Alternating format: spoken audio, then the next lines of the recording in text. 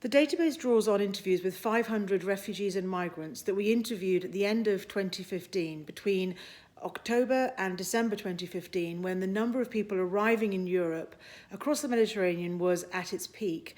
The research is really unusual because normally people are interviewed about their experiences after they've arrived somewhere, usually after a significant amount of time. But we were interviewing people literally as they were arriving, particularly on the Greek island of Lesbos. All of that made it very difficult for us to know whether or not our research was representative of the broader flows and issues. But what we tried to do was to make sure that the backgrounds and nationalities of the people we interviewed were roughly in line with what we knew were the primary sources of countries of origin of those people who were arriving. So, for example, in Greece, where around 850,000 people arrived during 2015, we knew that the majority of people, more than 70%, came from just 3 countries: Syria, which made up nearly half of all arrivals, Afghanistan and Iraq. And so we made sure that our interviews were with primarily people from those backgrounds and nationalities, so that we could pick up on the patterns and processes that were driving those particular flows. In Italy, the flows were much more diverse. People were coming from primarily from Libya, which is where they still travel from, but they were travelling to Libya from many different parts of Africa in particular.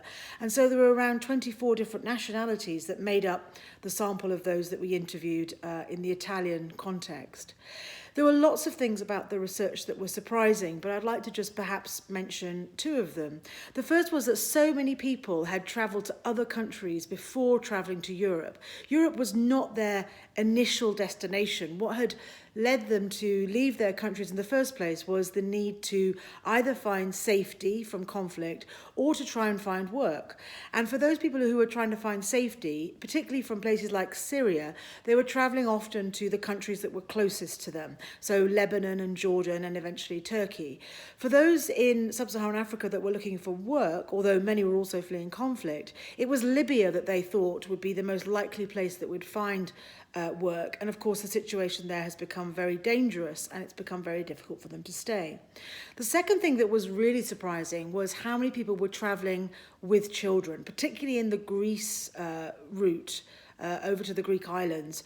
Many of those we interviewed had children. But what was also surprising is that often it's perceived that people travelling from sub-Saharan Africa to Italy are young single men. And in fact, many of those we spoke to had families, children in the countries of origin, and they were in regular contact with those families and were trying to make a better life for them. So they weren't simply young men who were trying to make a better living for themselves.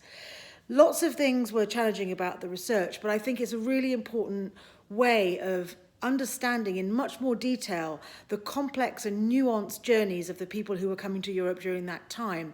Because often what we get is a very simplistic or singular story about the experiences of refugees and migrants. And this kind of research, especially when you start to dig down into the details of the individual cases, shows you that actually people's motivations, their experiences, their journeys, and their aspirations are more complicated than you might assume.